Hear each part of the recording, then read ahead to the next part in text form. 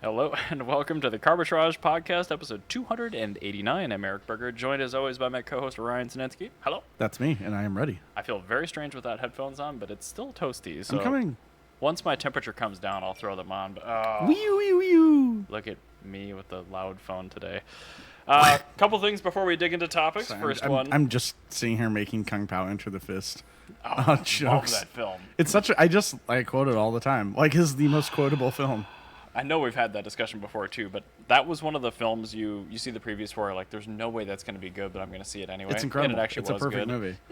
I also love that, like, a lot of people are, like, trying to say, like, oh, it's a super racist movie because the guy just, like, inserted himself. It's like, yeah, he also did so with the blessing of the original cast. Like, everybody that originally worked on that movie, like, they actually blessed him to, like, yeah, no, totally, this is hilarious. This is great. And, like, actually gets people, like, watch our movie. Like, totally. And so I didn't even know that, but yeah, no. So that movie, it's actually really interesting. Is that Kung Pao Enter the Fist was the entry point for a lot of like, kind of like white millennials that like would not otherwise be exposed to like 70s kung fu. Sure. Because like they weren't like as well versed in like Wu-Tang. Where like Wu-Tang really got that like big for like the black community in the 90s. And then like obviously the Asian community like, grew up with that. But like here is like we knew like Bruce Lee and that was about it. But, like, that wasn't a Bruce Lee movie. right. I think it was, like, a... Definitely not. Oh, my God. Oh, what? I think it was, like... I think it was Golden Gate was the name of the film company that did it or something. That's a bridge, silly. No, I'll have to look it up. Golden Dragon, I think. It might be something like that. But Asianometry did a video on that company. I don't know what that is, but I love Oh, the my name. God. Asianometry is a really good YouTube channel. It's this guy that does, like, deep dives in, like... Asian business history, like the history of Taiwan Semiconductor, stuff like that. That's cool. Yeah, super cool Man. channel. And he just does like totally objectively. But anyway, so TSMC is fascinating. yes, exactly. It's a really good channel. They also did a really good one on Daewoo, which is incredible. But anyway, back to Kung Pao Enter the Fist. Yeah, so like that movie is like really instrumental for like a lot of like people like our age that were like not from like didn't have exposure to that style of movie, like discovering that because like I know that was the first kung fu movie I ever saw. It was like, oh, this is actually great. Like I love this, and like because like before it's like later Jackie Chan stuff, but not as like good stuff. It wasn't like Police Story or like Thunderbolt that we'd see. Like I'd know him from like Rush Hour, not anything else. Right. But after watching Kung Pao Enter the Fist, I was able to like go back and like discover like Master of the Flying Guillotine and like all these other like wild like 70s and 80s kung fu movies like Lucky Stars, which is a comedy kung fu movie with Sammo Hung and Jackie Chan, which I recommend watching. I watched it in theaters when I was 9, I think. I've watched it. Last time I watched it, I think was when I first showed it to Jana, like when we were first dating. It's been a few years for me, but I can still quote everything. Like every line of that movie, I can quote. I was actually telling Jana so you know the bad guy Betty. Yeah. Yes. There's that scene where Betty's going through the flip book of pictures, and he's like, tiger and stuff like that. That reminded me that there is a guy that's like walking down the street and before he gets beat up by Betty's thugs. And the song the guy was singing was "Chicken go cluck like cow go moo. I wanna be an animal just like you." And he just gets his ass beat. Like I love that guy. I told Janet she should like sing that to the girl to the like 3-year-old that she nannies. That'd be a great song, and then have that just be like part of the 3-year-old's like repertoire of like fun little songs. Like The talent show tonight. yeah, like where did that come from? Like it came from this comedy spoof like kung fu movie from the early 2000s. Just wildly off the deep end. Like, yeah, like I want to master ventriloquism just so I can do bad voiceovers myself. oh yeah, no, it was so good. Like I absolutely love that. On another side, there is a free kung fu streaming app called the Wu-Tang Collection, and it's actually run by the Wu-Tang Clan. Oh my God. And it's such a confusing thing to hear. All right, so you don't really listen to Wu-Tang that much, but every single Wu-Tang song samples old school kung fu movies. Oh, so it's Like, basically literal- Daft Punk, but for rap. Yeah. So what they did is they took all the movies that they've sampled and they put them on a streaming service. Cool. And like they pay royalties for each stream Yeah. to the company and to the actors. Like it's really cool. Like it's totally out of pocket for them, but they run it like as like a nonprofit sort of like donation thing. What dystopian existence do we live in where Wu-Tang Clan is like the most socially responsible music group that we listen to. Yeah, no, that's exactly where we that's how we live. But it's called the Wu-Tang Collection. I watch it fairly regularly. It's really, really, really good. And I just love old school kung fu. That's all I'm here to talk about. So we'll see you next time. Bye. See you on episode 290. No, just kidding. It's a 5-minute episode where I talk about kung fu the whole time. If people that listen to our podcast aren't used to that sort of like pre-tangent, just come on. They're not actually listeners. Yeah, exactly. All right. Patreon.com/Carbitrage. Super handcrafted website. Support us. $1 a month plus whatever. You know the drill. Beer. We actually just went shopping. What are we drinking first here? I have my Gluick, which I love. I'm not drinking it yet, but I think you should. Well, I need to finish the Colorado Kool-Aid that I had first. How much is left in that? About a half. I would, because that can go warm and be fine. That Gluick, you really want to enjoy cold. So Gluick is a old school Jewish-owned brewery that recently went back into production from Summit Brewing, and it is American-style cream ale. Summit brews this? Yes. That's the best thing they Or do. not Summit. Fulton. I'm sorry. Yeah. I just had some Fulton beer yesterday. Today you just had some Fulton beer. 2 days in a row. But cheers. Gluick, there's actually if you, in Roseville Center. Yes, I work right by it. Yeah, so you know Fairview, the west side road that goes around the mall? Yeah, the one that's completely shut Yeah, right now exactly. because that's the road I take so to work. When you, the first residential street on the south side of Fairview, yes. that's actually called Gluick Avenue, and that's named after this beer company. I take that home every day. There you go. Yeah, so Small world. This, It's a disgustingly small world. Yep, sir. It's a really good. tasty. It's, Oh, yeah, man. isn't it good? Yeah. To point out for the listeners, we could not find Old Style. Yeah, Ryan actually did ask, and they are out. Yeah, they're actually out of Old Style, which is a problem you want to have. But I luckily know my weird, kind of affordable, because it's like $9 for a 4-pack. It's pretty cheap. It's I don't $9. know, I'm but- telling you, it was a okay. fact. It's $9 All right. for a 4-pack. So it's it's worth it. Yeah, it's not hideously. It's not you're spending $13 for a 4-pack. And they're tall boys. Yeah, and these are tall boys. Like, if as far as craft beers go, this is a pretty good price. I also love cream ales, so I'm happy that you wouldn't subject me to something you know I hate. Absolutely, yeah. No, Gluick is good because I have to drink it too. That is true. I don't and wanna- we have discourse about this. Yes, and I don't want to have to drink something bad. One more thing, if I may, before we start Yes. your topic. I was noticing that we don't have a lot of recent reviews on any of the repositories where our podcasts are listened to. Oh my God, so we need listeners, some reviews. if you wouldn't mind, wherever you get your podcast, whether it's Spotify, Apple Music, Stitcher is out of business now, but if it has a review platform and you enjoy listening to us, maybe consider giving us a review. Yeah, that'd be great. We'd really appreciate that. Anyway, awesome. All right, cool. On to topics finally. I'm going to start with my first topic, which you are first today. Yes, I am. So, do you remember a few weeks ago, at the end of the school year, these Central High School students in St. Paul took one of the cars from their shop, their auto body shop, and they put it on the stoop of the school as a senior prank? I actually don't know if I heard about that. Well, anyway, I just summarized that. That happened. Now I know the details Very of funny. the story. Very hilarious. Everybody laughed. It was a great time. Sure. So, No the damage was principal, done. No property was harmed. except the principal had the car towed, and the principal of the school has his ass on his shoulders, and he's clearly a very ineffective principal, because this is the principal that, like, kids have been, like, stabbed to death in the school. There's been, like, all sorts of fights. Oh, great. Like, this is a terrible principal. This dude sucks ass. He has no business being a principal. This guy blows ass. So, This is in the cities? yeah, this is St. Paul. This is right off of Lexington and Selby. That school. Wow. Yeah, this principal blows. But so what he did is he towed the car, obviously, from the shop, right? And got towed to impound. So this is where it goes wild. The bill for the tow goes to the prior owner of the car.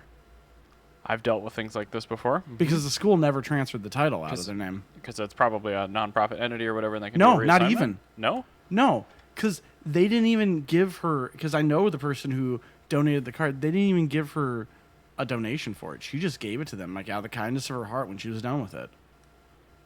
And the principal tows the car and then bills her for it. And she goes, I'm not going to pay that. And then the principal threatens litigation.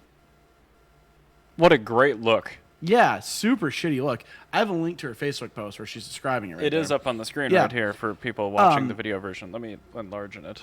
But like, it's just it's totally fucking wild here. And a lot of people are like literally tagging the mayor in the comments and everything. Like, absolutely, I think Melvin Carter should be aware of this because Melvin Carter would totally go up to bat for her. Talk to the impound lot, which is Well, under this your is the thumb, thing. too. The impound lot is owned by a friend of a friend, so she got that taken care of. Okay. Like literally, But the like principle still stands. No pun intended. But like literally, like last night she found that out. But like all week she's been eating fucking ramen noodles because she has 3 kids. Like, Right. and now she has Also, to. in this economy. And now she has to pay thousands of dollars to get this shit car that's been completely disassembled. Like, it is literally a shell of a car. There's not even a roof panel on the car. No wheels, no suspension, no nothing. It's just literally the shell of the chassis. The monocoque, if you will. Yeah, the monocoque, yeah. The very rusty monocoque, for that matter. What? It was a Minnesota car? What? Yeah, I know, right? What? Mind-blowing. But it's just like, all right, so she got resolved, and like the owner of the impound lot just had the car junked because he's like, this makes sense. But I'm just wondering, how many other people have been ripped off by this school? Because they're not giving people any donation. Yeah, if there's no slip. They're not transferring it out of their name at all or doing anything with it, which is floating a title. Which is illegal. Yeah, so they're breaking the law. They are also ripping people off. And then if something happens to the car in their ownership, then it's your problem. Dude, that's a massive liability. Imagine the student's taking this thing apart, falls off a jack stand, crushes somebody's leg. Yeah. Previous owner is on the hook for millions, Yeah, potentially. absolutely. That is a problem. So I tagged your brother in this. I'm like, hey, do you know any lawyers like that would be Do you willing know to what? help? He might. I know. That's I'm like, Scott, maybe, possibly you could help out here and like direct us to some resources. Cause like this fucking blows. And I'm like telling her, I'm like, no, I would not drop this. I'm like, this No, is you should litigate them. yeah, no, 100%. Like You might even get an attorney that'll do it pro bono. that's what I'm thinking. Cause like she just literally had to go a week of having her entire life tipped over, whereas like, right before 4th of July too. So yeah. like, And, like, any the sort of 4th of July activities that they had planned, they canceled.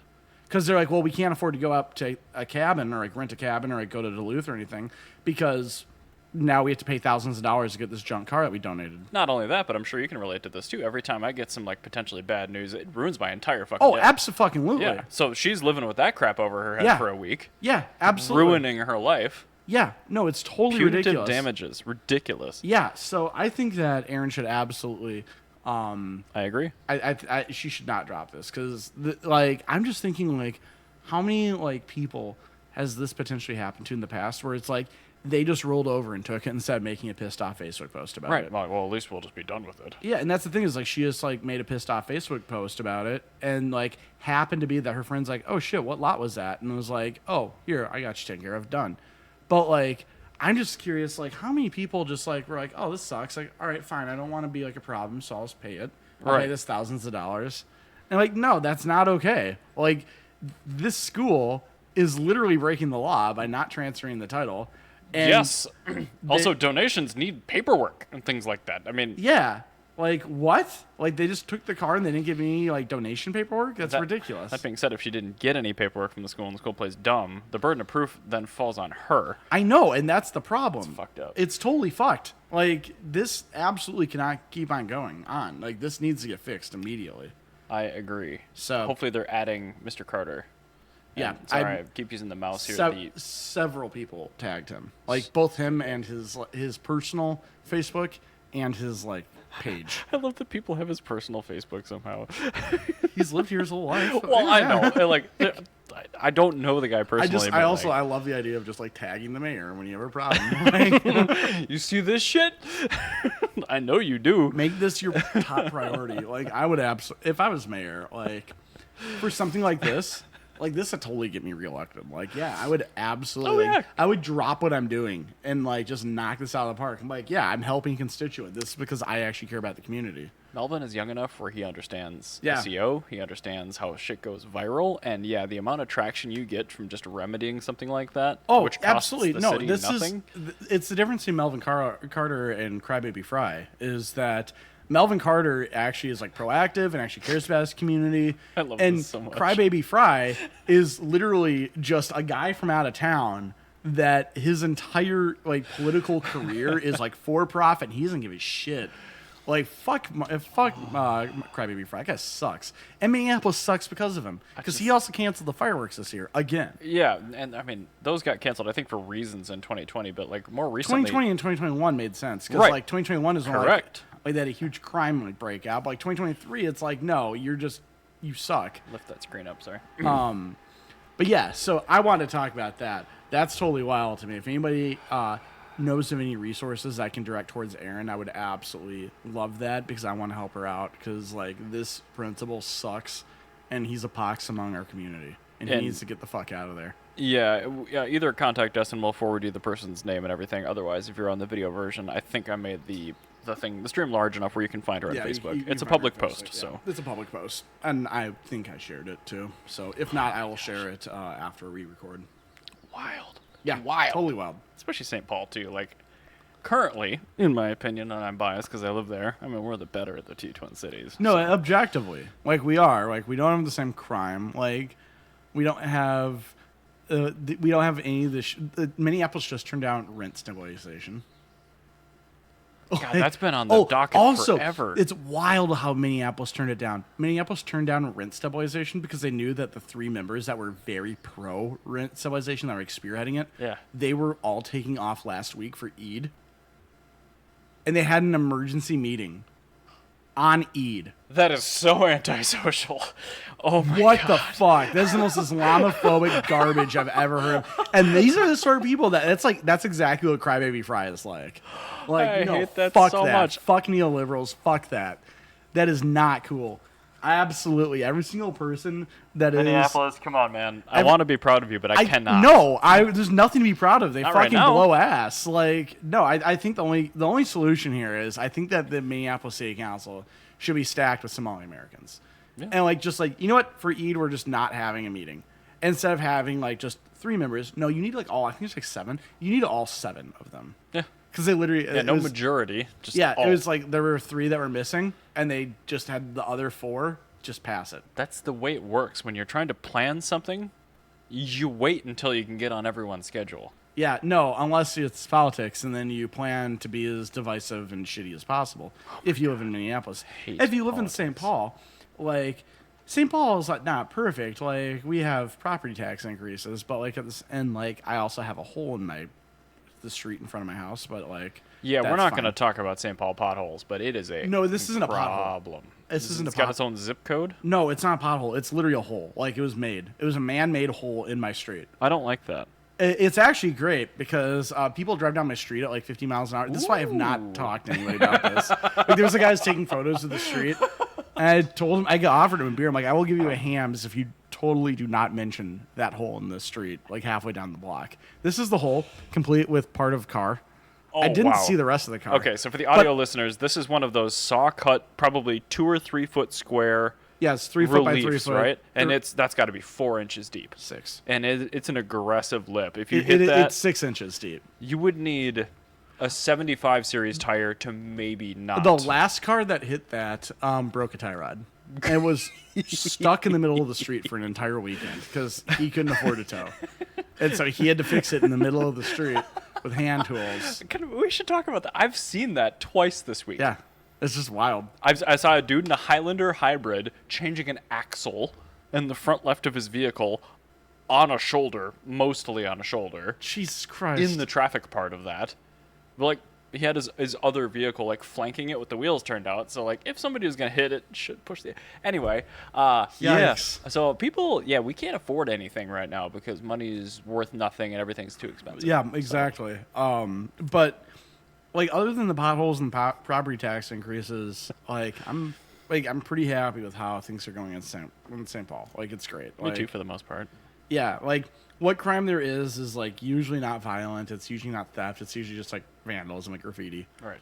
Like that's fine. I love graffiti, so I'm totally okay with that. We have some very talented taggers. The cops don't like pull you over for equipment violations. I saw a cop turning behind I don't know the chassis code, but we'll say it was a 95 Civic Coupe.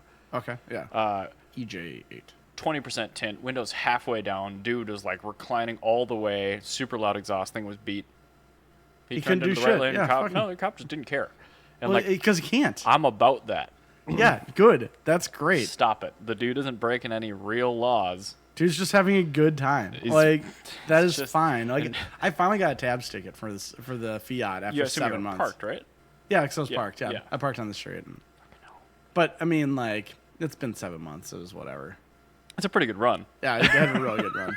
Like I did really well. So, and I also don't pay for parking either anywhere in Minneapolis because fuck Minneapolis. I'm never giving A my money. Pro tip: meter maids don't exist in either of the two cities right now. Yeah, for real. Like no, they literally have like 2, and Yep. like the one that does meter maid work in St. Paul, he's just going around doing people with tabs that are parked. Yep. He's not actually. Oh yeah, because it's a way more lucrative ticket. Oh, speaking of awesome things about St. Paul, Yes. Jana found a really good coffee and sandwich joint. Coffee and sandwich. Yeah, it's right across the street from Grand Central Station over downtown. It's called the Lost Fox. Oh. It's right next to where Station 4 used to be. Absolutely. Oh my God, really? Yeah, Cool. absolutely 10 out of 10 ham sandwich there. Like, it is so good. And Cold their coffee's sandwiches? great. Cold, yeah. Yes. Cold sandwiches. It's a perfect weekday treat if you need to get out of the office. And, well, I mean, you work in Northeast now. No, I work in Roseville, but Yeah, same thing. It is It's out of the close, way. right. Yeah. However, But you I could, live in St. Paul. yeah, and you could totally get that for lunch one day on a weekend, and it would work great. We also work in downtown St. Paul a lot, and I do site Perfect. visits. So Yeah, so yeah, when you do a site visit downtown, Yep. absolutely try out the Lost Fox. I'm gonna have to text So you good. because I will definitely forget the name, Yeah. but I will at least remember that that's a thing. Yeah, it is so good. It's right next to the light rail station in front of Grand Central Station. Yeah, I drive by that very regularly. Yep, it is exactly right there. It's so good. It's like it is like good karma vibes to Oh, like yeah. like how it is. It's just like a dad and Nice. daughter thing with some like employees. So it's got some crunch to it. Yeah, and they've also got a restaurant. I've never been to the restaurant, but there is a restaurant attached, like an actual evening restaurant. Related? It's the same business. Ooh. Just like after like 3 o'clock, they have a restaurant that's open for dinner. I've never been to the actual restaurant because I've been very poor lately. I just recently got my raise for my promotion, so it's good. Finally. So I can finally afford to like eat and not have like just ramen noodles and fucking McDonald's for the rest of my life. However, I will say if you have $2 and you need a coffee and you can't afford Starbucks, McDonald's has a great iced coffee. That Oh, I've never had their iced coffee. their iced coffee actually tastes very similar to a Starbucks coffee with caramel in it. I mean, you have to imagine all these beans, the Arabica shit, sourced from the same supplier. Yeah, it doesn't matter. And like even BK's freeze-dried coffee, I'm kind of okay with. the difference is like when you like if it's like a sub $3 thing of coffee, like then you're fine. Like, Right. you can go anywhere. Right. Yeah, I'm not But if expecting it's- this to blow me away. If I'm spending like $5 on coffee, I'm absolutely getting something made with like Dogwood coffee. Like that's the best coffee roaster in town. Yeah, I have you been think to you're right. 199 Americano? Mm-mm. There's a place in Dinkytown called 199 Americano. How far away is it from Al's Breakfast? Around the corner. Oh, yeah. It's right next to where the old McDonald's used to be. Oh, yeah. Yeah. I haven't been to Dinkytown since that was demolished. Okay, yeah. So it's called Dinkytown's gotten a lot better because like actually they tore down a bunch of businesses and like a bunch of people like left. As But long as everybody Al's still there. Al's is still there, but Good. everybody that came in are like immigrant owned like Korean restaurants. Oh, hell Like yes. it's so good. I just went to K-pop last night. It was incredible. I can't say that those are my people because I'm a heterosexual white dude, but like those are my people. I Like love no, these you guys. yeah, no, you love like that's like where you prefer to hang out. Dude. That's where you prefer to eat. Like Everyone is just super nice and they work super hard and they're just you don't have to worry about them. I think this evening, we should go to Cars and Crafts, and on the way to Cars and Crafts, let's go to Crunchies Korean hot dogs for dinner. That's pretty good. Because Crunchies Korean hot dogs is a hot dog and cheese that is deep fried with optional potatoes added onto it. God, that sounds fucking. It's so incredible. It is the perfect food. I am supposed to go to a beach with Tina if that falls through. Okay. Anyway, on to Good to know. my first topic. Anyway, your first topic, that was a tangent of a tangent. That was a 15-minute tangent. It's fine. It's fine. Everything's good. Everything's fine. I'm not worried. So I watch and I'm not sure if you've seen him or not, but Scott and I both watch an Illinois-based YouTuber called Technology Connections. And I love Technology Connections. Alec, It's great. Yeah. He did a video on this, and Kia Hyundai responded, and they're going to actually fix it. So that's the whole reason I'm actually going to talk about this. But the eGMP platform, Hyundai Kia, Genesis EVs. Yes. If you put them in one pedal driving mode, which is full throttle is full beans, fully off is basically full regen brake, that mode will let you come to a stop. But what Alec on Technology Connections was complaining about is when your car gets below 5 miles per hour and you come to a stop, the brake lights will then shut off. Oh my God, that's bad. Yeah. So he made an entire hour-long YouTube segment on this, and a lot of it I didn't agree with. But the one issue that he really that was the climax of his argument is the brake lights turning off once you actually reach a stop when it's in hold mode. And Hyundai Kia is now issuing software updates OTA for the Genesis GV, That's incredible. whatever, That's good. EV6 I and, love and that. Ioniq 5.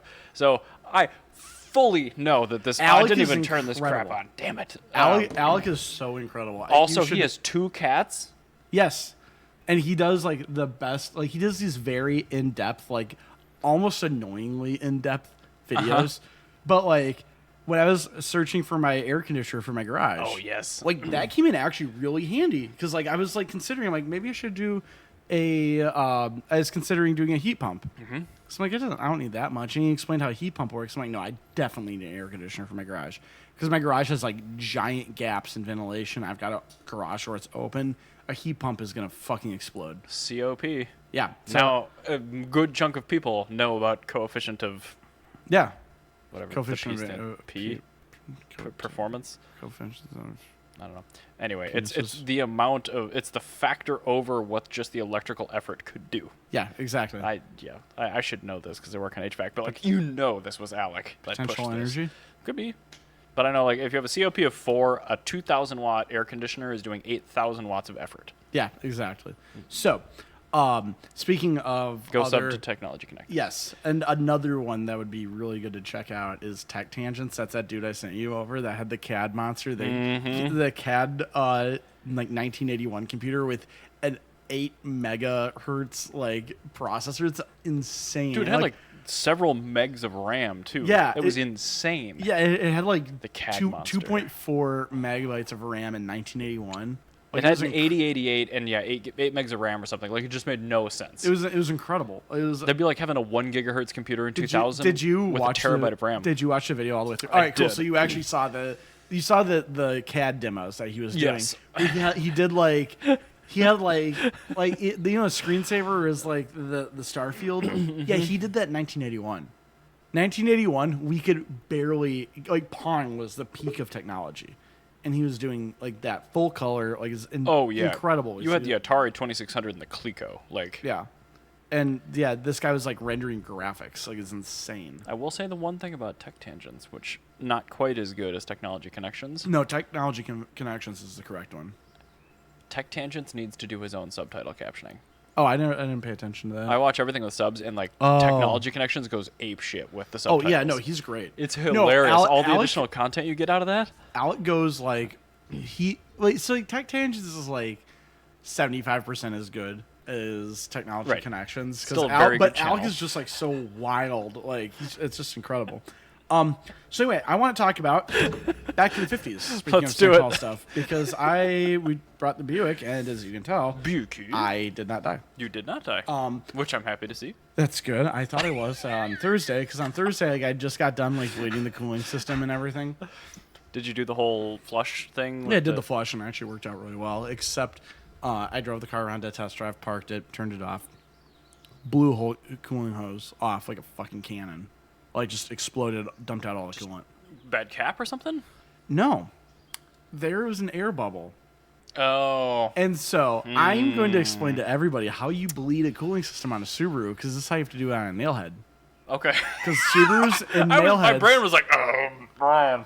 So this is the thing. The reason this happens is that the highest point in the entire engine is the upper radiator hose. It's actually higher than the rest of the engine. Sure. And that's why I have to bleed it like you would a Subaru, not like a normal car. Okay. So normal car, how do you bleed a cooling system? Like just like, give me like the 5-step process. Typically, you would open the cap, Yep. and there is a bleeder screw usually on the thermostat housing. You loosen that, you fill the goddamn thing up until you can see the coolant over the top of the radiator core. You close the bleed screw, you close the cap, off you go.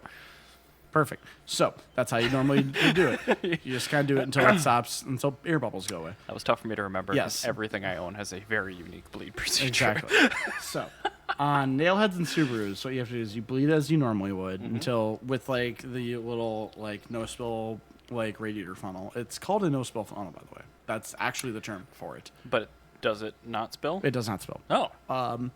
But this is where I got hung up. Is so you bleed as you would normally would. You Yeah. turn the car off. You wait about 10 seconds. A huge air bubble comes through. Okay. Like a double fist-sized air bubble will come through. Huge. That's a hell of a burp. And yeah, it's like it literally will. If it's more than 75% there, it will overflow the whole. So it's just like a cavitation in the water pump that just stops. Yep, and, kind of. okay. I'm getting there. Okay. So I will shut up. what it is because when it naturally bleeds itself, the highest point is the upper radiator hose, and you'll actually always have an air bubble there. And what'll happen is if you don't let it sit for a second, if you have a cap on it and you turn it off, that air bubble is usually at the water pump because of cavitation. Right. And so it will try to go down instead of up because there's a thermostat in the way. So when it goes down, and if you don't have a way for that air bubble to work its way through the radiator and come up, it'll try to exit via the path of least resistance, which will be the lower radiator hose. Okay. And that's why I blew the hose off. And so anyway, Josh told me that. So thank you very much, Josh Stealing. I did it again. That man knows some weird shit. Yeah, no, because he's a Subaru Master Tech. Like he works at he's Subaru. So after I did that, I did a second time. It worked fine.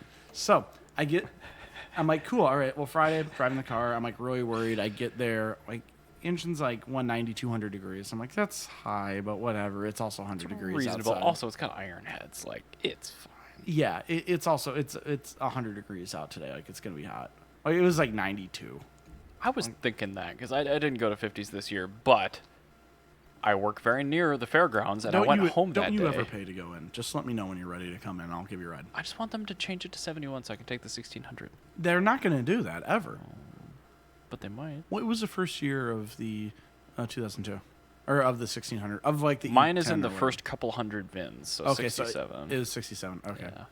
Well, if you ever come across like a BMW 700 or something. Well, like, I thought about looking for like a Neue Klasse and just like a really rusty one that's still got a title. You could do that. Also, I don't think that they would notice. No. It's like, so the reason they do that is like, and I don't ever want them to change this because as soon as they do a year after 1964, you know what the show's going to be? It's going to be half Mustangs. Well, but they can still keep the no Mustangs rule. I would love that, but they're not because then there'd be a riot. But my coworker Ryan works the show. Yeah. And I don't even remember who I heard this from, but it is on their docket to at least consider and vote on the 71 change. They had such poor registrant turnout the last couple of years, and especially this year. Well, where a lot of the old geezers that didn't take COVID seriously found out that it wasn't just made up. That they were just choosing to like listen to whatever made them feel better because a lot of people. Hydroxychloroquine. I'm realizing I'm looking at the numbers from 2019 Yeah. and the numbers from like 2021 Yeah. and later, Yeah. and there's a large gap, and I'm kind of directly correlating that with COVID. You know what? The coincidences make you sick to your ass. And it's like, it sucks. Like, I don't want to directly correlate, but I feel like there's a direct correlation. I don't know for sure, though. I feel like they can keep it as it is, but they do need to fix the registration process. No. I love the registration. Because this is the thing. Like, once you have a car for it, Yeah. like, that's part of the event. Okay. So, like, I want them to absolutely, I need to mail it in. Like, So you like the barrier to entry? it's so incredible. Because, like, the thing is there's, like, a mini show when you Yeah. actually get your paperwork. Okay. Like, at the Best Western in Shoreview. Yeah, I know exactly where that is. Yeah. It's like so Thursday, I take Thursday off for this. So like, Wednesday, Thursday, and Friday, there's like a miniature back to the 50s of people getting their cars there. And like people like literally hang out in garden chairs and just watch cars roll through. That's so great. It's so awesome. Okay. And so, I take back what I said. And they have You're like right. burgers and everything. Like it's a good fucking time. And so yeah, I just want to take my 1600 there. I'm sure you can just say it's a 1964 BMW 1601 and I'll just say nobody it's a will care. 2000. They will never ever know, because Well, I'm gonna need your help next year to figure this out. just write in. You have to send in your paperwork. I don't even know how to get the paperwork to send in. You need. Yeah, that's true. You have to go to msra.com, and then you have to print a thing off. And you print the thing off, you have to put it in an envelope, put a stamp on the envelope. Do I need mail to it put a in. self-addressed envelope in there too? I think you might actually. Oh my god! You need to at least have a return address, because that's how they let you know that you've been accepted in. That's so great.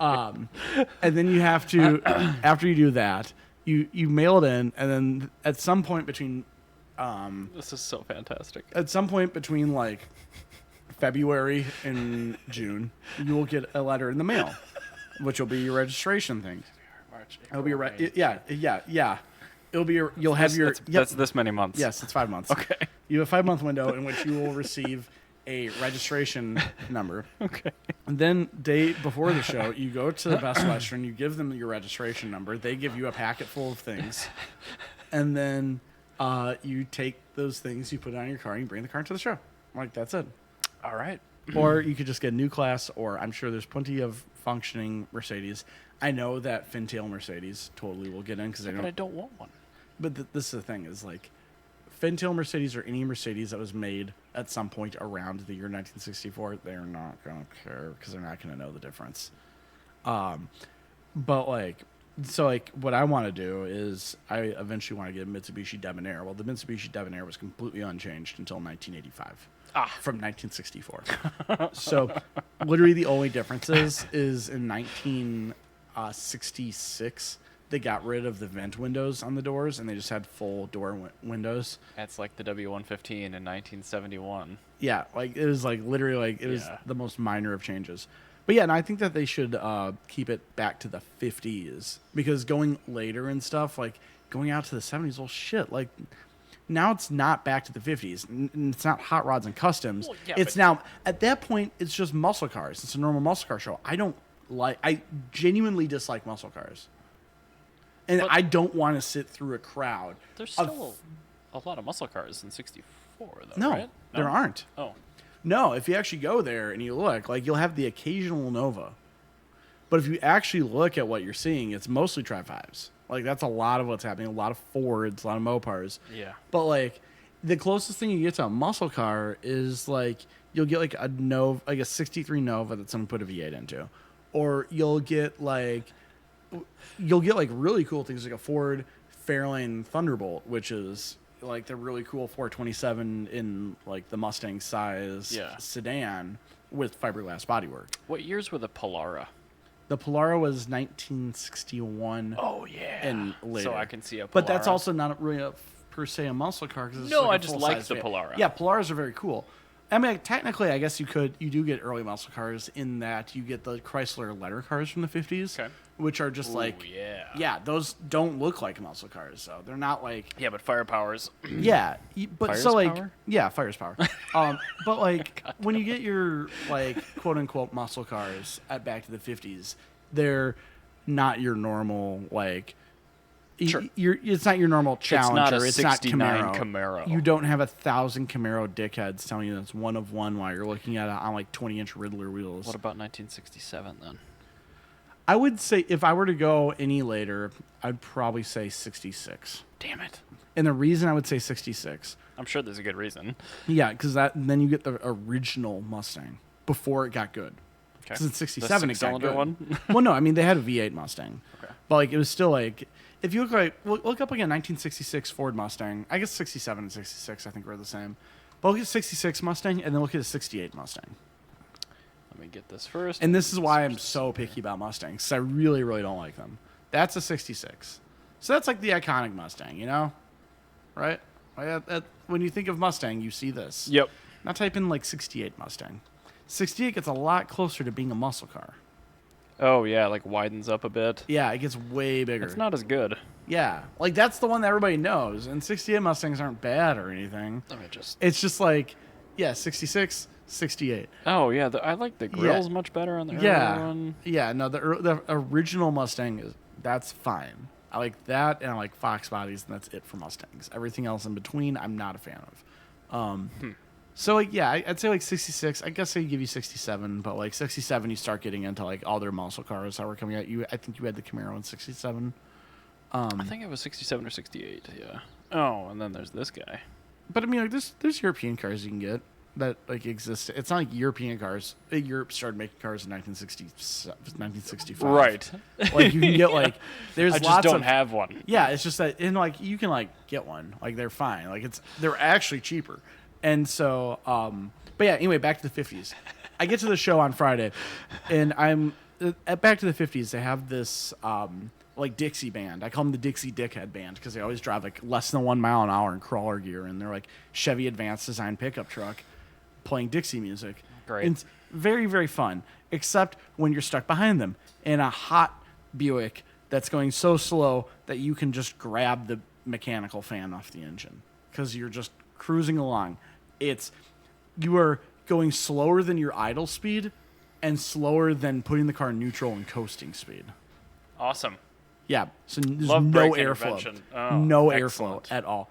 And then the Dixie Dickhead band stopping because there's like throngs of like old men and scooters that are in the way. So I'm sitting here watching my cool, like I have my old like my infrared thermometer.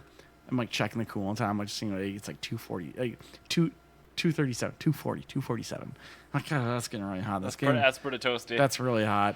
So I just parked the car and just left it there for the day. But Andrew Chase luckily had a 6-blade fan. I put that on, and it works great now. But on Saturday, because it was raining, like there was like far fewer people. I could just go in there. It wasn't That's a problem. nice.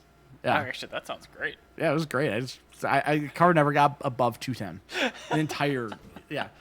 And so I'm not the only person that has a problem with like idling along. No, I'm always amazed. I mean, like once a year, like a lot of these cars probably don't move more than a couple times a year, and they sit through 100-degree ambient temperatures this close to the exhaust of another ancient car, blowing heat into it in a heat dome, and they somehow don't overheat. A lot do. But like the thing is, like, you have 9,000 cars and you have like maybe 40 of them overheat. Like you're having a pretty good time. Yeah. Like yeah. That's actually statistically a pretty good number, actually.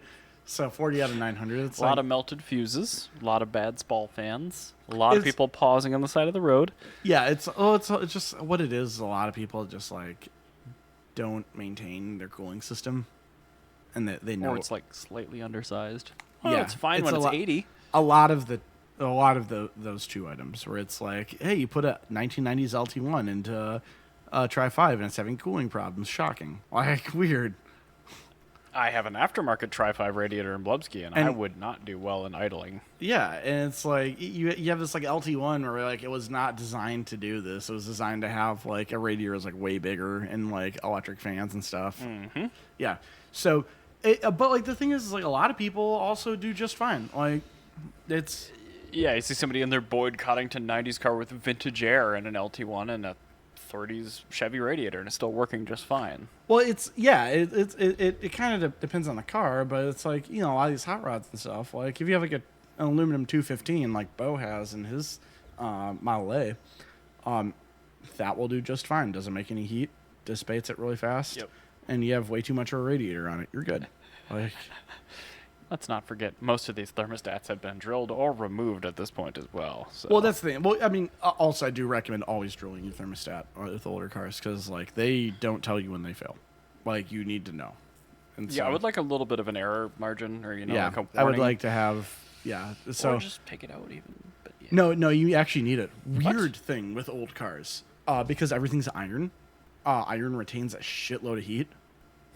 Well, I mean, I knew that one fact, but like to still tell me. Yeah, no, you need to actually, with old American V8s, you need to keep the thermostat in them. Like small block Chevys are modern enough that it's not a problem, but like the Nailhead, which is earlier than the small block, Nailheads, if you take the thermostat out, they will absolutely overheat because there's so much iron there that especially with an aluminum radiator, with a brass radiator, it takes a certain amount of time for that heat to transfer to the coolant and transfer out of the coolant. Okay. And so if you have the car running without the thermostat, it doesn't actually transfer. And I actually tested this when I was doing my flush. When I was doing my flush before I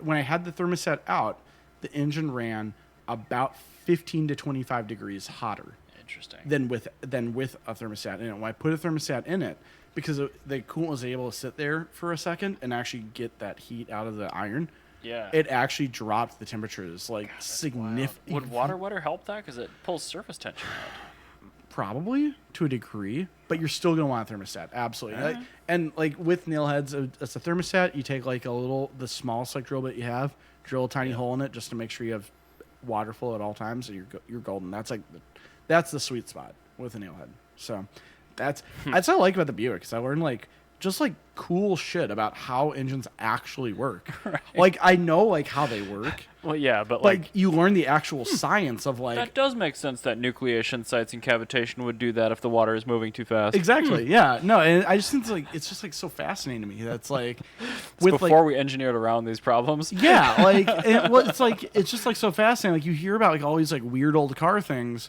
where you're like, what the fuck? Why did they do it this way? This is so stupid. We don't do that today. And then you consider like that makes sense. Yep. Like, okay, cool. This would totally make sense like for a computer system. Like, like for a long time up until the last couple of years it was all about having the fastest clock speed, right? Mm-hmm. And now we're at a point where actually running a slower clock speed with more cores is faster than fewer cores with more clock speed because of heat that's made. And so like with old V8s and stuff, there's a lot of weird principles where it's like counterintuitive and like it makes sense why they did it that way. Right. And like when you think of that and like how it actually works and you go, oh shit, by today's standards I get why that That's one of those happened. questions, if you posed it 50 years ago, people are like, oh, of course that's the way that it is. And Yeah. today people are like, it's just gone.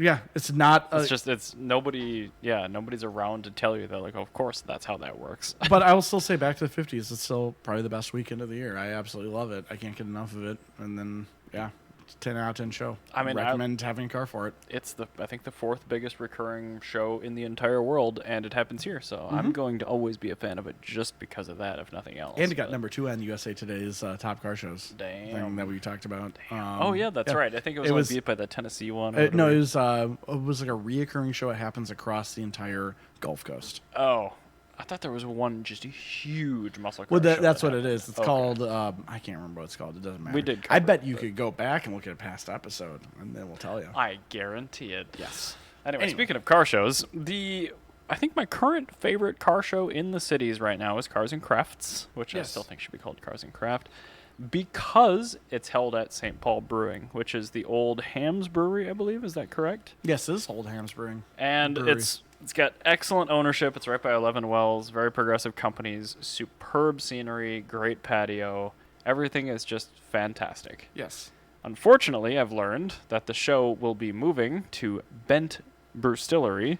Yeah. I'm not sure about Bent as a company. They're kind of not good. It's also in an industrial park in Roseville. Combine those two That's things, it's like, not well, aesthetic. if there's no other show going on at the time, I guess I'll consider it. But I'm really disheartened to hear that. I know we talked about this briefly just before the show, and there's probably more than meets the eye, too, which I understand. But Yeah, I imagine there's more that's happening behind the scenes. It's a bummer. I'm going to give it a crack because I got nothing better to do. And I would like to do something this 4th of July weekend because, like, I'm literally to have nothing better to do all weekend. I found out, like, yesterday that I've got Monday and Tuesday off. lucky duck, I yeah. do not. So I don't know what I'm going to do with myself. So I need to do something else. I'm going to go crazy. So... What you should do when you go is wear a mask in there and see how the people react to you. Oh, behind but the they were bar. like, Bent was like all anti-masker, right?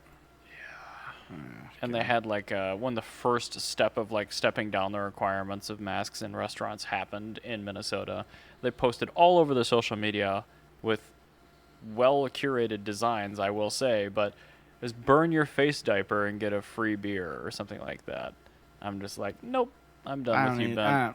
Your beer was mediocre beforehand. And Yeah, their beer kind of sucks. Like, it's not good. And I want to support the Drive Cartel guys. I mean, you know as well as anyone else, they're our buddies. But man, that's a difficult I think pill to swallow. you know what we can do. is if you don't go this weekend, why don't we go to Modest? I think That's August. That's next weekend. Okay, I have it on my calendar. But it's next weekend, so maybe we should just go to Modest. And Let's do that and make sure everyone's As got a quarter spectators. tank of fuel and no battery connected. Yep.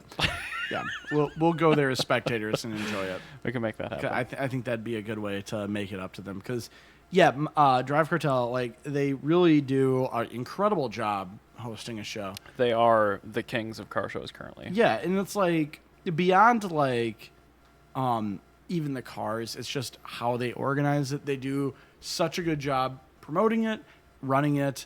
And they have a schedule too. Yeah, they have everything just nailed. No, they run it as a business. And that's something that the car community really lacks. And I think what's also really important is that between Josh and Ian and everybody else that's involved with Drive Cartel and Nuke, they all have their specialties outside of the car world. They're not just like guys that like cars. It's like they like cars, yes, but like Ian, by like design, he does sound, and Josh is great with crowds, and Nuke is great with managing, and there's the like everybody else that's involved with it. They like every single person has their place. Yeah. Like there's not like That's why they have staying power. yeah, and I think that you see a lot of places that like kind of come and go. It's just because like it's just some buddies that are just trying their, Right. they don't know what they're doing. They aren't interested in learning what they're doing.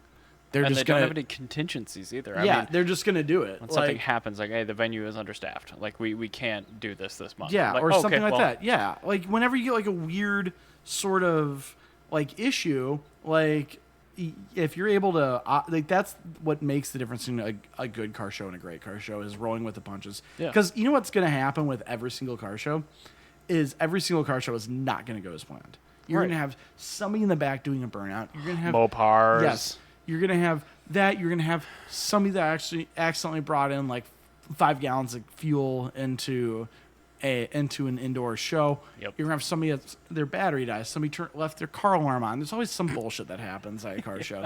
So, like being able to roll with those punches and like figure it out, that's important. So Yeah, the that's what I really adaptation is like. key. Yeah, the adaptation is absolutely incredible, and it really just kind of goes to show how great Drive Cartel is at actually hosting an event.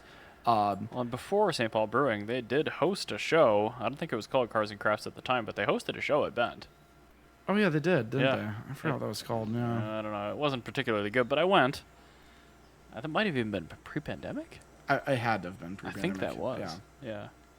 Anyway, yeah. If I don't end up with anything going on, We we'll should go. I absolutely think we should go. Worst case, we'll do Modest though. So, what I want to talk about, Yes. that's why I was trying to find an Indian beer. Damn it! You I'm even like- opened the notes at the liquor store. I did. Man. I was like looking, I'm like, shit. Why am I Ah. trying to find a Flying Horse beer? Ah. A Flying Horse is an Indian brand of beer. It's actually really good. I love Flying Horse. I prefer the mental imagery. Yeah, it's And I will bring this up on the screen, and I'll play a couple seconds at a time because YouTube's an asshole. and this is also Deutsche Welle, where we previously got a copyright strike from All them. right, I'll start talking about it. I'm gonna figure out where my Deutsche cursor Welle is. did a really they have their Rev series, which is like super cool. It reminds me of like old school Top Gear. And they had a piece about the Indian Parsis community, which is a Zoroastrian community in India. And see, I'm sorry, what? Zoroastrian, that's they're a Asian religion. They worship fire. They're very cool. And so they revere these cars to like almost a religious like level. And so the Parsis community were a lot of dealerships in India in like the 1940s and 50s when they started getting a lot of cars there. A lot of dealerships were owned by Parsis owners. And so a lot of these cars are like second or third generation like heirlooms Okay. to them, and they Yeah. keep the cars running. Well, in And India, that's a thing. I mean, It's so cool. car is like a Queen Anne house here. I mean, Yeah. you keep it. It's incredible because like they have these like really wild, like super rare cars. Like they've got I think it's called an Nvidia, I think, but it's like was at the time like in the 1950s it was like the 1950s equivalent of like a Koenigsegg. Ooh, oh, okay. Or the a Superfast, Yeah, or what was that thing called? The you know what I mean? Like yeah, yeah. the 1950s equivalent of a hypercar, where like and it's like there's like 38 of them in the world, and one of them's owned by this guy in Mumbai. Like, and he just like it's his like great grandpa's car, and he still takes care of it. What was that Italian car from the 50s with the 4-cam V8 and the 5-speed transaxle? It almost won World Cup of Cars. Oh, it wasn't Italian. That was Spanish. Oh, you're right. Yeah, Spanish. But yeah, like that. Just like a technological tour de force for its time. I don't know why I'm blanking on that. NVIDIA car. So we're talking NVIDIA GPUs, NVIDIA Subaru exhausts, or something completely different? Something completely different. Yeah, I know. God, what is? I'm going to. I'm blanking on the name because we can't actually play the thing I watched this like 2 weeks ago. Fuck me. Why am I doing this to myself? Thanks, Deutsche Welle. We're not trying to make money off your content here. But anyway, yeah. So like they've got like everything from like your average like Hindustan ambassadors that are just being like maintained, and also car I very badly want. That'd be a great car for you actually. For back to the 50s. An Hindustan ambassador. It's an Indian-made Morris. And it's actually a really cool car because they made it until 2015. Oh my god! So like, please tell me they didn't change any of the powertrain or anything. No, they still had the Morris 4-cylinder, like a modernized version of it with like fuel injection. I was gonna say probably was direct injection. Yeah, or something. But like, I just think it's wild. In like 2015 in India, you could get a Hindustan Ambassador, which is like a Morris 1000, and a Tesla Model S at the same time in the same country. Incredible. I love that so much. As you filter through 400,000 scooters. They have like a rally history there where like 886s and stuff. So like in Asia, so like WRC had an Asian rally series. Cool. Where a lot of like super duper cool cars were raced rally style. Like 886s were racing against like... Well, paved roads weren't exactly a common thing at the time there. Exactly. And like even today, like the roads are terrible. So like... Correct. Yeah, like the average like Mumbai road right now is like St. Paul in like March. Oh, that's the car I was talking about. Yeah, that's actually it. That's the. Let me NVIDIA. play 4 seconds of this for you. Good Lord, look at that thing. But yeah, so basically that car was from like 1949, like 1952 ish, and it was just like the 1949 to 1952 equivalent of like that thing is so salmon. It's so cool. She looks so uncomfortable riding in that. Yeah, but the guy's letting her drive it. What? Oh no, she wasn't driving it. Never mind. Drive. There was a different one where they were letting her drive it. But yeah, it's like super awesome. Like it's just like a full gamut of like collector car community. There's like also like people that like are super into bikes there. Good. Like motorcycles. Like motorcycles are cool. Dude, India's a future world superpower. Yes, it is. So I'm happy. And so what I love about it is like these guys like are people of means, and they're like they love their motorcycles so much that they bring them up into their apartment. So they they'll hire like 4 people to carry the bike up like 8 flights of stairs and put it in their bedroom every night. We've been talking about like cars in living spaces forever. Yeah, they've been doing it for years. Yeah, they've been doing it forever. Like it's just so cool. Like what? That's just the thing we do. The Parsis community in India, they are car enthusiasts like to a religious level, and like there's like the Indians I know are so fucking enthusiastic about cars. Yeah, and like well, also like within like the Parsis community is like this kind of like a thing where it's like not entirely, or I'm not sure if it's like actually a religious thing, but like a machine that is powered by fire that is extremely complex is almost a living being, and they treat it as a member of the family. And so that's why these cars are so well maintained and like handed down. Like at one point they talked to actually a Parsis priest, and he has his like great grandpa's like Morris that he had like, or it was like, no, it's like a standard 8 or something. Oh my God. Like it was just like, no, it wasn't pre-war. It was like, it was literally, it was like 1945. Like it was basically, it was as close to pre-war as you can get. I'm getting edged by this. I know you are. But I mean, you could hit it for the Invicta right there, or the NVIDIA or whatever. I just really want to hit that. So. There you go. It's been a while, dude. Yeah, it has been a while. But I also mentioned Bo's Hot Rod, and that was all pre-war as a Model A. I think I hit the bell for that. No, you didn't. What? No, you hit it for Bo's car. There you go. Perfect. It's got such a nice ring to it. It does. I was so fascinated by the fact it had like a Buick 215 in it, where I'm like... Bo's Hot Rod's very cool. I highly recommend it. And if you ever meet him, he'll probably let you drive it, and it's very fun. And like, it's like if you want a car that's like fun at any speed, like that's it. Like you feel like you will die, absolutely. 'Cause Oh, and you will. actually will. Yeah. Like, It's not a feeling, Ryan. It's an actuality. It is an objective fact. If anything bad happens in that car, you will die. Every time I get in the E30, same thing. Exactly. But yeah, so the but yeah, so just the Parsis community, like I'd never known about this, and Deutsche Welle does such a good job, just like rooting out all these car cultures I've never considered. I wish I knew.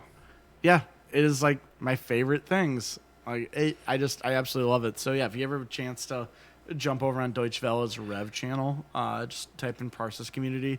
It's how long is this? It's like 20 minutes. 35 minutes. Yeah, it is a full-length documentary about it. DW space Rev on Yep. YouTube. You There you will go. find it. So That's cool. very I cool. just think that's super awesome. I love the Indian car like culture because like Indian car culture is like the best combination of everything Asian and European put together. Well, and I know, like, this actually does go back quite a ways in India, but there's a huge movement that's constantly evolving in India because most of the population of that country is our age. Yeah. Like, identically our age. Yes. So, like, the technological advancements that are happening in that country, I'm really curious to see how that, like, goes with the lineage and, like, the member of the family. Yeah. No, like they actually like care about them. I think that's really cool. Is like this is a culture. It's like imagine if like in America you had just skipped boomers and Gen Xers and you just went from silent generation to millennial. Yeah, And that's great. basically Yeah. kind of what's happening in Pretty much. India with like how their car culture and how their technical culture is growing is like they still care about things like India's like making new things, like new cars and everything, but like also India's making the Royal Enfield motorcycle. Like Because it was good and it's it was still good, and they love it, and like that's and now But the it's difference is, to your point, they're now making a direct injection Royal Enfield with no Yeah. other changes, so it's Yeah. efficient and emissions compliant. exactly, and, things like that, and so- like they're just like making it, and they're keeping it cheap, they're not making it like heinously expensive. sorry. It's just so cool. Like I absolutely love the Indian car culture. Also, like the best-selling car in India until like I think like 2018 was the Maruti 800, which was a 1980s Suzuki Alto, Oh my god. and they just modernized it.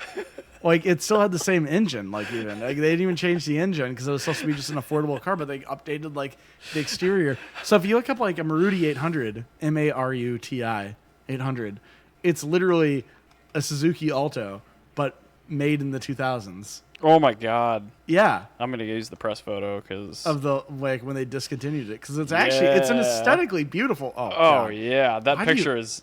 You know, you could just like go back to the Google images, like, and then just look at all of the images that you have here. The problem is. Well, no, here you have the Google. when you no, click on something like that, like I miss the old Google where you clicked on a photo and it took you to where it crawled.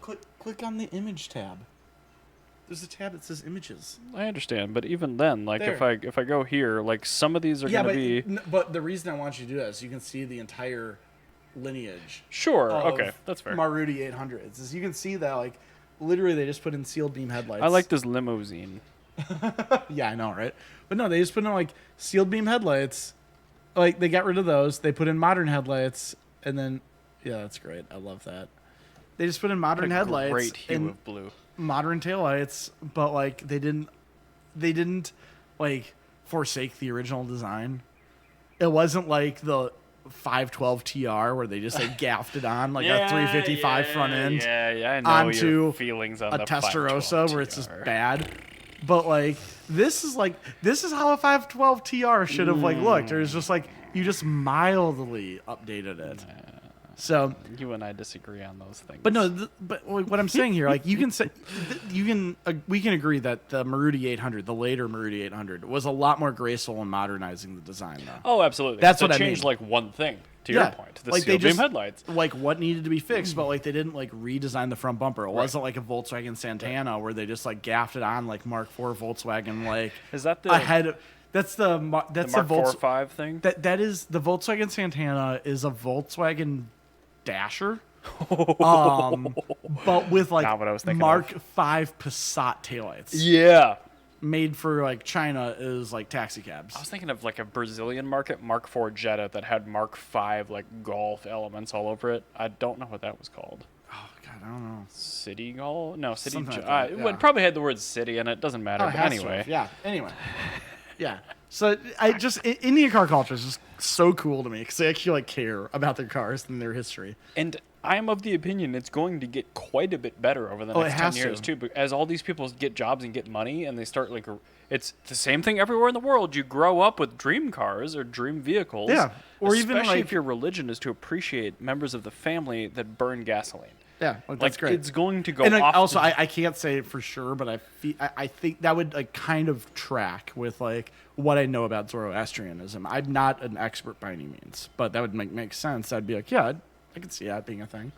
the fact so- that they take their motorcycles upstairs. I mean, it can't be for theft reasons alone. No, because like there's a lot of people in India that just leave their motorcycles like chained up to a light post.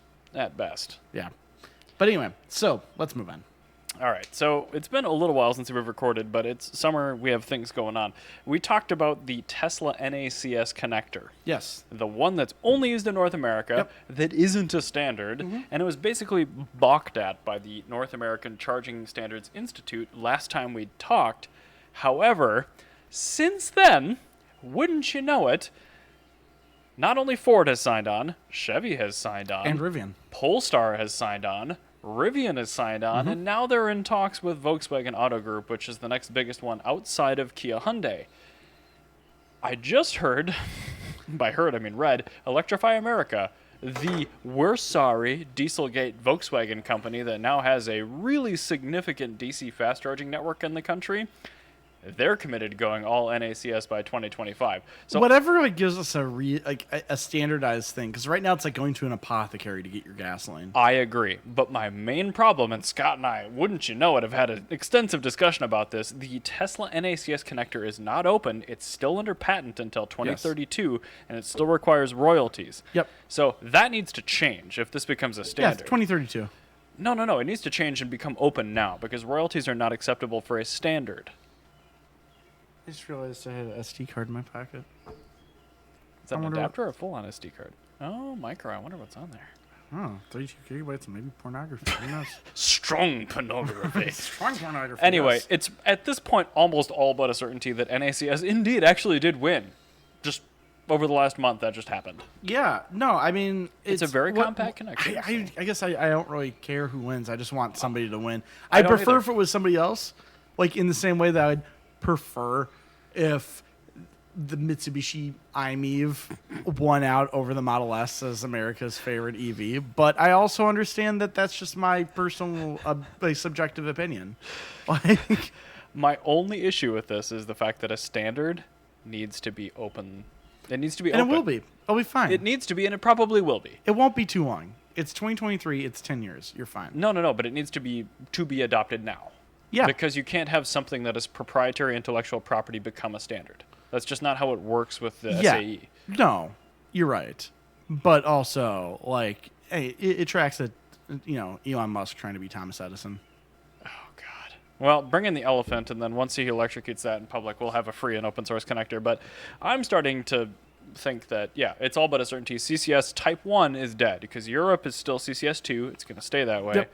But, I mean, now that I've had my soapbox moment, NACS is a tremendously well-designed connector. It's very small. It's able Yep. to handle AC, DC. Perfect. I was talking to Scott. We were looking over all the patent documents. The original one's only certified for 500 volts, and I think the biggest Volkswagen concern is a lot of their vehicles, as you know, were 800 volt.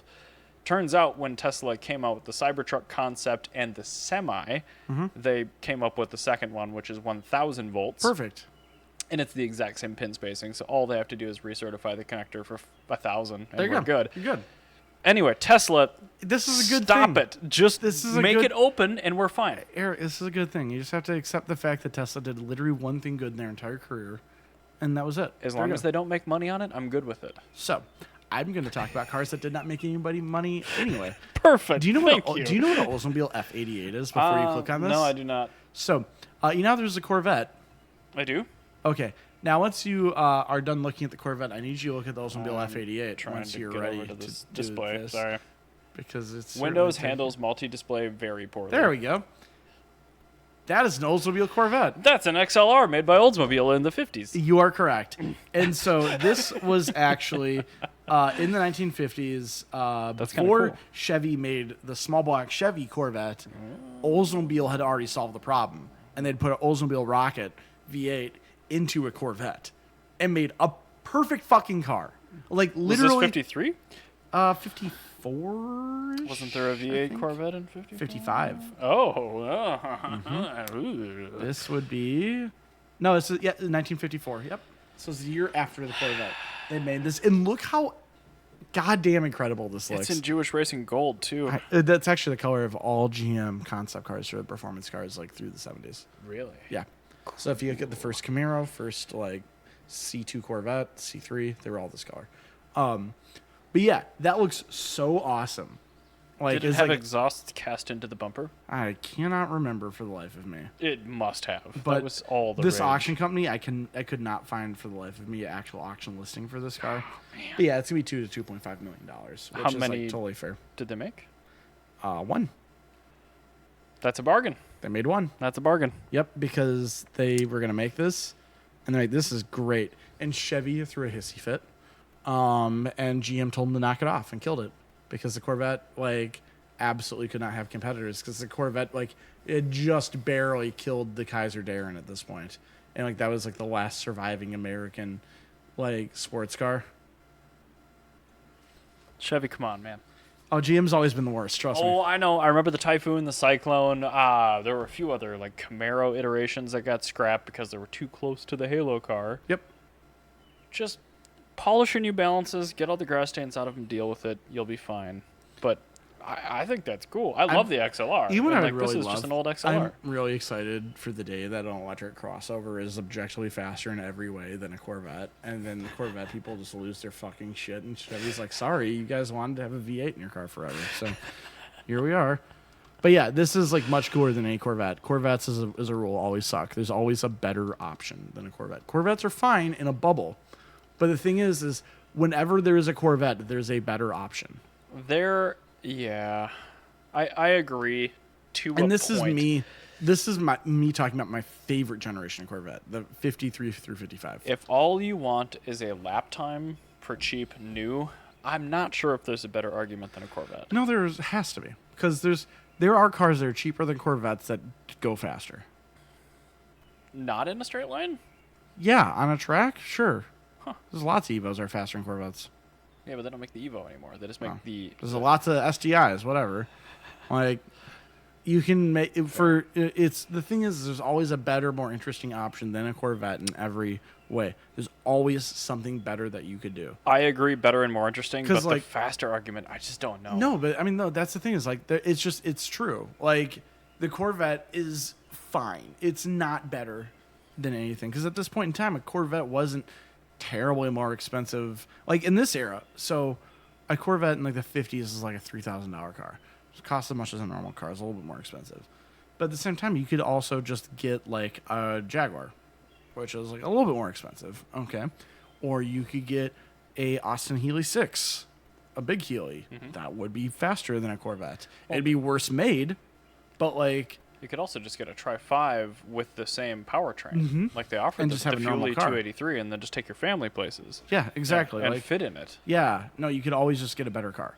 But like, even like when like you had objectively the coolest Corvettes, there's always been something cooler. Like you could get the those twin turbo Callaway Sledgehammer Corvettes in the 80s, right? So cool. You could also get a Wolf turbocharged Countach at the same time, which would be cooler. What a fucking horrible car that would be, but it'd be awesome. Yeah, but it'd be way cooler. Oh, I know. But at least the turbos would force all the fire from the carburetors back into the engine. Yeah, so it's like, better. regardless of what car you have, you're still going to die at going over 200 miles an hour. It's just one's going to be a hell of a lot cooler than a Corvette. I am not a Corvette apologist, so I agree. Yeah, and like even if I was a Corvette apologist, I like some Corvettes, but I'm also willing to say that like my subjective opinion aside, there are better cars. So that's just a fact. Which is why not every sports car in the world is a Corvette. And so this is a perfect example of there is a better option than a Corvette is the Oldsmobile F88. So I'm very The only problem is there's only one of them. one of them,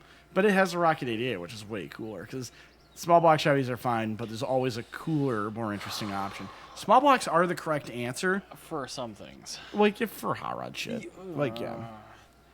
For I- hot rod shit, the small block is, like, that is the correct answer. Is what you want is a small block. But if you do a little bit of research, you can find something that does the job just as well and is more interesting.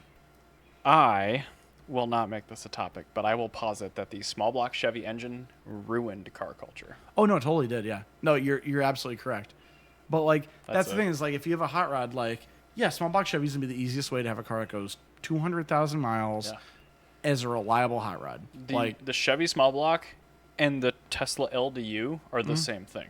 Yeah, but, like, you know, for every Chevy small block, you have the aluminum Oldsmobile Buick engines. You Right. have the Nailhead. You have the Flathead. Correct. You have the MEL. You have the Y block. Dude, You have, MEL is such a bad engine. there's so many cool other engines. Up Great name, though. overhead valve Cadillac engines from the 50s. Like, you Are have those like the 5-piece casting engines? no, it was before the small block Chevy, like the fast engine before the Oldsmobile Rocket came out. There was the cat. You had either the flathead Ford or you had the overhead valve Cadillac V. It's like in the early 50s, late 40s. Like that was like the thing you could do. And then we got the firepower, which Yeah, you had the better firepower. answer. Another better answer. Like there's always something cooler. Oh man, can you imagine a Thunderbird with a firepower in it? Yeah, it'd be awesome. What? But like, there's so many cool other engines. And it's like small blocks are fine. Like, I'm not gonna fault you for having a small block. I'm just not gonna be as excited as I Worse could be. is better. Exactly. All right, one final topic before Yes. we kick this one in the can. Pikes Peak just happened for the first time in 3 years. I did not go in person. Huh. I decided to just watch the coverage. How was it? Really, actually excellent. To the point where I'm like, why did I do the 1 a.m. mountain be cold thing? Because that's different. That's actual experience. Yeah, and it is worth it. Every time Yeah. I go out there, I'm like, I'm so pissed off, tired, cold, wet, angry. And then 2 hours into the day, when the fog lifts and I can take off my jacket and cars start coming by and you can see the vista down the mountain, I'm like, this was 100% worth it. Yes. Anyway, that being said, the coverage on Mobile One's YouTube page was tremendous. Perfect. I watched it start to end. Good. Now there's only 60-something competitors issued, and I'm just going to cover the highlights and lowlights. Yes. I don't even know about every 60. Lowlights, Old Smoky, the like Yes, that flew away. 100 psi Cummins powered F1. Yeah.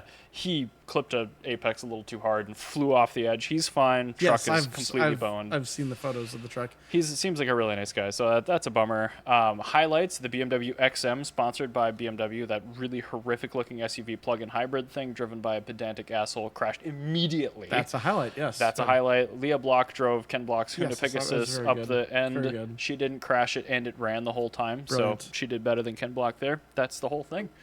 Good. It was Sounds like a good great time. event. Good, If 10 you out of haven't 10. been to Pikes Peak, please do go. It is a I wanna go at some point. fantastic event. I'll probably go again in a year or two. Now that I've got time and money and the wedding's like coming imminently. That will happen, Yeah. and soon. I'll have time available to myself next year so I can actually do things again. Brace yourself. The drive out there and back sucks. Can't be that bad. It's so bad, dude. Eastern Colorado makes you just want a Sudoku. Sudoku? You mean seppuku? Yeah, but I say Sudoku, so it doesn't get flagged. All right, well, smashing. All right, cool. Good to know.